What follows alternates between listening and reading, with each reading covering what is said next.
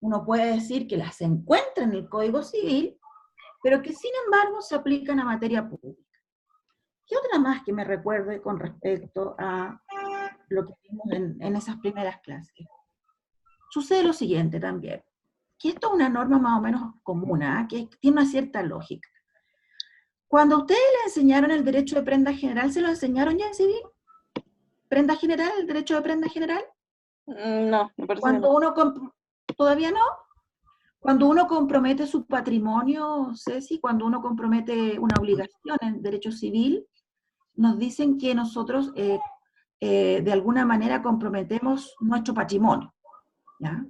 Entonces, el particular compromete su patrimonio, ¿ya? O sea, por eso se llama el derecho de prenda general. O sea, en el fondo yo adquiero una obligación, pero estoy más o menos consciente de que esa obligación yo la tengo respaldada en mi patrimonio en general. Ahora bien, ¿qué pasa si uno adeuda cosas? Que es lo propio que se existe en el derecho de prelación. ¿Qué pasa si uno adeuda cosas? Si uno adeuda cuestiones como, por ejemplo, remuneraciones de empleados, por ejemplo, en contratación pública, si uno adeuda deudas de previsión laboral, o si uno tiene deuda con alguna cuestión del Estado, los primeros que se cobran son la prelación de créditos del Estado, de la administración, que es una norma general que se aplica. Una prelación, o sea, el primero que se cobra, si tú y yo fracasamos en algún negocio, pero tenemos algún tema con el Estado tiene prelación, se cobra primero que el resto de los deudores. Bueno, para bien o para mal existe aquella norma. Pero para bien o para mal también existe la otra norma, para bien o para mal existe la otra norma, relativa en compra pública, que lo vamos a ver el próximo año, pero ya es un anticipo de algo que no podamos conversar. Cuando una persona contrata con el Estado, particulares, que una persona jurídica, una persona natural, nacional o extranjera, contrata con el Estado, y el Estado le dice, sí, usted puede contratar conmigo aún debiendo usted cotizaciones previsionales o remuneraciones de sus empleados. No va a ser una prohibición para que usted pueda contratar conmigo. Sin embargo, se le dice inmediatamente, la ley de compra, los primeros 2 estados de pago los tiene que imputar inmediatamente a pagar la previsión que usted adeuda y las remuneraciones que usted adeuda. Entonces te das cuenta que hay una norma general, que hay una norma que subyace en el ordenamiento jurídico en la cual, si estamos en temas de prelación, las deudas del Estado se tienen que pagar primero. ¿Ya? Si estamos en el ámbito, por ejemplo, de la contratación pública, el derecho público te obliga y te dice, mire, adeuda remuneraciones, cotizaciones impagas, entonces yo le voy a pagar a usted por su obra, por su contratación, pero los 2 primeros estados de pago usted no se los va a encontrar para sí, como producto del negocio, sino que va a pagar, va a saldar lo que adeuda. Hay gente que se complica y se le ponen un poco enredadas y piensan que por el hecho de adeudar cotizaciones o de adeudar remuneraciones, piensan que existe una inhabilidad para contratar con el Estado. Eso no es así, no es así. Es simplemente que uno tiene que, sus primeros 2 estados de pago, imputarlo a la remuneración y a la previsión. Entonces, muchas personas de repente interpretan esta norma y piensan de que hay una prohibición de contratar, cosa que no existe. Piensan que hay una inhabilidad también para contratar, tampoco existe. Simplemente le dice, yo no tengo ningún problema con contratar con usted, ninguno, pero los primeros estados de pago van a ser para lo que usted tiene insolvente en el fondo, lo que usted tiene pendiente. Eso es fundamental. ¿Qué dice la segunda pregunta o segundo tema? Dice, control clásico, toma de razón por Contraloría General de la República. Estamos frente a un exceso de control, análisis comparativo en resolución 1600 y la resolución 7 del 31 de marzo del 2019. Ya. La 1600, ustedes la pueden buscar, no es una resolución larga. Y está la otra que habíamos comentado en clase, la nueva que sacó Jorge, la resolución número 7, sobre las materias afectas a control. ahí hay que hacer un ejercicio muy básico. Uno mira la 1600 y mira la resolución 7 y dice, ¿hubo más control o no? ¿Se excedió un poco más el ámbito, el paraguas del control? Esa es básica, esa pregunta. Muy sencilla, muy sencilla. Si quiere, cada uno la puede acotar. Por ejemplo, empezar a comparar. En la 1600, las materias que estaban afectas, por ejemplo, en el caso de personal, ver cómo eso se refleja ahora en la resolución 7, si está igual, excede o tal vez es menor el control. Pueden tomar un rango. Por ejemplo, solamente el tema de las contrataciones de personal. Se puede, por ejemplo, tomar otro rango, las licitaciones. Hay licitaciones que sobre las 5.000 UTM tienen que ir a revisión a la Contraloría. ¿Ya? Veamos si en la resolución número 7 se mantiene ese mismo control, se refuerza, se disminuye, por ahí va la pregunta. ¿Qué otra cuestión más? Antes de la 1600, por ejemplo, específicamente en materia territorial, tenían que ir los planes reguladores comunales que aprobaban o modificaban un plan en general. Ese era como a grandes rasgos. Luego de observar el problema que sucede en el ámbito de la construcción y en el ámbito del mercado suelo, se intensificó el control, se elevó. Por lo tanto, no solamente tienen que ir las modificaciones de planes reguladores, no solamente las que son los nuevos, que eso evidentemente tienen que ir, sino que tienen que ir ahora por obligación todos los planes que se encuentren refundidos en uno solo. Por ejemplo, que es algo que no lo van a hacer todavía porque todavía no hay capacidad técnica para hacerlo, y están en eso todavía.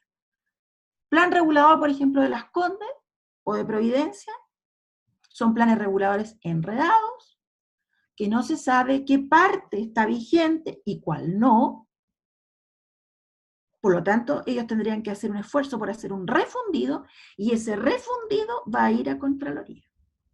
O sea, en el ámbito territorial se extendió el control de todas maneras, porque ya Jorge vio cuál era el problema en materia de construcción y de mercado de suelo. Alguien lo puede tomar por ahí, por personal, por el tema de las licitaciones, por el tema de los instrumentos de planificación, por cualquier tema. Tomen una cápite solamente, comparen uno. Si se ve reflejado en el otro, si no se ve reflejado, tomen uno. No es necesario analizar la resolución entera, sino que es larga. Tomen una cápite. Y ahí pensar si se excede más en control o si queda en la misma situación. Puede ser que la de las 5.000 UTM, las licitaciones, queden en la misma situación. No importa, dice, haces el ejercicio, mire, yo comparé esto con esto, y la verdad que se mantiene más o menos el rango. No importa. Después alguien puede decir, no, yo comparé personal, y en materia de personal, sí me dice que ahora más encima voy a tener que llevar a tomar razón, por ejemplo, las suplencias. Ya, las suplencias que se hacen en los tribunales. Cosas por el estilo. Así. ¿Qué dice la segunda, la tercera o cuarta? La tercera dice, ¿qué régimen jurídico se les aplica a las empresas públicas? ¿Cuáles? Bueno, ahí nosotros vimos la distinción entre empezando por el artículo 19, número 20, hablando un poco de lo que es el Estado empresario, todo aquello, sabiendo quién es el primer convocado al negocio, ya sabemos que es el particular, que si no el Estado tiene que estar habilitado una ley de quórum. Ya, perfecto, hasta ahí estamos bien. La cuestión es, ¿qué régimen jurídico le vamos a aplicar? Entonces, le aplicamos régimen jurídico de derecho privado, civil o comercial, a la parte del giro. Sin embargo, a la estructura de la empresa uno le sigue aplicando el derecho público. ¿En qué es corta esa también? Ustedes la articulan, la dejan bien adornada con todos los artículos, y a eso se refiere. ¿Qué más? Los principios de eficiencia y eficacia, principios sujetos a fiscalización.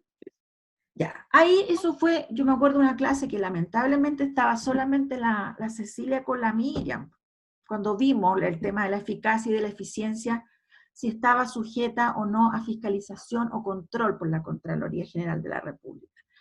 Actualmente hay una línea en que dice sí, la eficacia y la eficiencia puede ser sometida a control en la Contraloría General de la República. Sin embargo, el problema que sucede ahí es que el tema de la eficacia y la eficiencia, como son principios que vienen del derecho económico, afectan más que nada a el ritmo de la administración.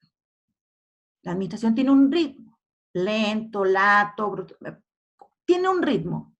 Y la eficiencia y la eficacia corre a ese ritmo, a ese ritmo. Sin embargo, son cuestiones que de por sí es solamente la administración la que las puede calificar, la eficiencia y la eficacia, porque van guiadas de la mano de lo que yo les enseñaba la otra vez, mérito u oportunidad. La Contraloría se puede meter en todo para uno fiscalizarla, en todo, menos en esta frase, el mérito u oportunidad política que de la decisión que toma la administración. Por lo tanto, te puede controlar la constitucionalidad, la Contraloría, te puede controlar la legalidad, sin embargo, no debiese nunca meterse más allá para invadir el principio de eficacia y de eficiencia, porque es una cuestión de mérito u oportunidad que solamente le compete a la administración. Ahí hay un par, yo le mandé a la Graciela 85 años de vida institucional, pero se los voy a mandar por si a alguien le interesa. ¿Qué es mérito u oportunidad? Entonces, ahí hay dos papers muy, muy interesantes. Uno, que se los voy a enviar también, que es de una chiquilla Ordaliz, no me acuerdo cómo se llama, pero ella habla sobre este tema, y si a alguien le interesan los 85 años de vida institucional de la Contraloría. ¿Qué sigue después? 5. Principio de coordinación. Un buen candidato para consagración constitucional y por qué. Bueno, ahí, el que lo elija, hemos hablado tanto de la coordinación, que ya será un buen candidato para elevar a nivel constitucional. Héctor, ¿qué opinas tú? ¿No escucha, Héctor? ¿Eliseo? ¿No? Profe, estoy ¿Sí? escuchando. Ah. ¿Eliseo? Sí. Eliseo, Sí, ¿será un la buen coordinación candidato un buen candidato para elevar a nivel constitucional después de todo lo que hemos hablado? O sea, claramente es un candidato, pero yo creo que más que elevarlo así porque sí, hay que entregarle esa facultad a algún organismo específico del Estado. Creo yo.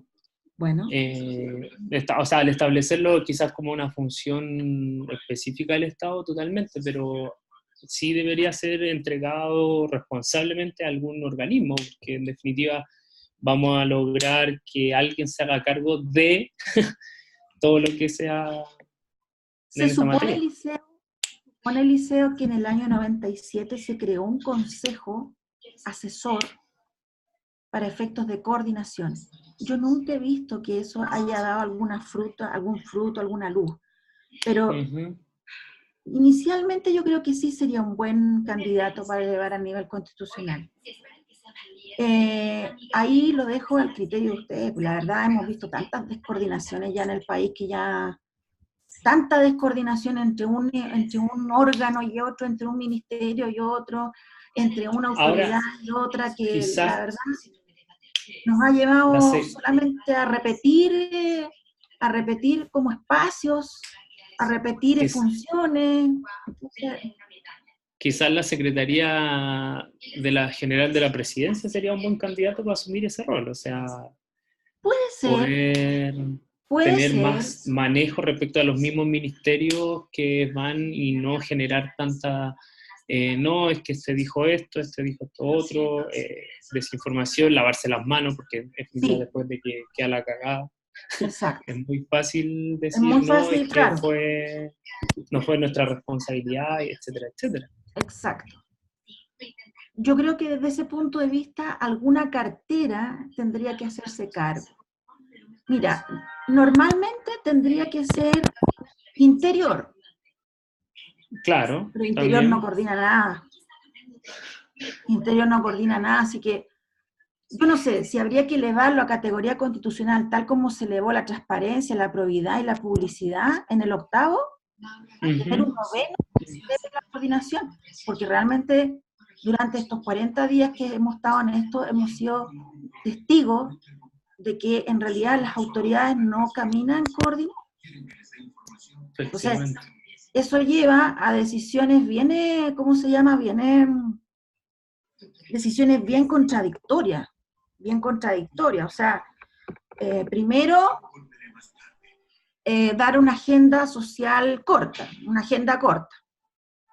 ya. Después de la agenda corta, una modificación constitucional, ya. Después de la modificación constitucional, nos fuimos a sacar los militares sin un estado de excepción. ¿Te das cuenta de que no hay ninguna coordinación ni siquiera en los temas? No hay alguien que diga que parta, mire ya. Primero vamos a partir por el orden público. ¿No? Primera cosa, vamos a partir por el orden público, por lo tanto, para que tengamos orden público, vamos a hacer esta acción, esta otra y esta otra. Pero si tú haces ¿cómo se llama? Como un sancocho de cosas, y tienes agenda corta de temas sociales, tienes proyectos legislativos en materia penal, que según dicen los tienen que sacar en 6 días más. ¿Te das cuenta que está bien que estamos en un problema y en un problema complejo? Pero hay que darle un cierto orden al asunto, porque si no, van a haber cuestiones que se van a repetir, gente que va a caer en contradicción, la gente se les va después se les va a conflictuar los mensajes, van a entender que una cosa había que discutirla y otra no. Bueno, la verdad, yo diría que la coordinación sí debiese ser. Ahora, ¿cómo, cuándo y quién? Es lo interesante. ¿Qué más dice después Cecilia? Dice, primero le aviso que en 9 minutos se va a cortar la cápsula, porque ¿Ya? me apareció un mensaje. Y dice, 6, límites a la obediencia jerárquica. Casos prácticos, formule un ejemplo. Lo que vimos la otra vez con respecto a la obediencia reflexiva, en definitiva. O sea, si bien existe una jerarquía, y hablamos de las potestades, y hablamos de lo que es la significación de la jerarquía, pero también dijimos que la obediencia no es absoluta, sino que es una obediencia en la cual, como su nombre lo indica, debe hacerse una reflexión, que hace la persona, en ese caso, representa la orden superior jerárquico por escrito. Si el superior jerárquico por escrito insiste en el tema, el inferior, en definitiva, tendrá que eximirse de la responsabilidad, así como por segunda vez ya le están diciendo lo mismo. Y hay un caso que ustedes pueden, un ejemplo que lo pueden dar en forma, argumentar una hipótesis de ejemplo. ¿Hacemos como paramos un rato y después continuamos? Así lo cortamos. Y empieza de nuevo a los 40 minutos. Sí, sí. Ya, entonces más ratito nos conectamos. 5 o 10 minutos más nos conectamos. Bueno, perfecto. Para terminar de salir del asunto del examen. Ya, salir de la reunión. Ya.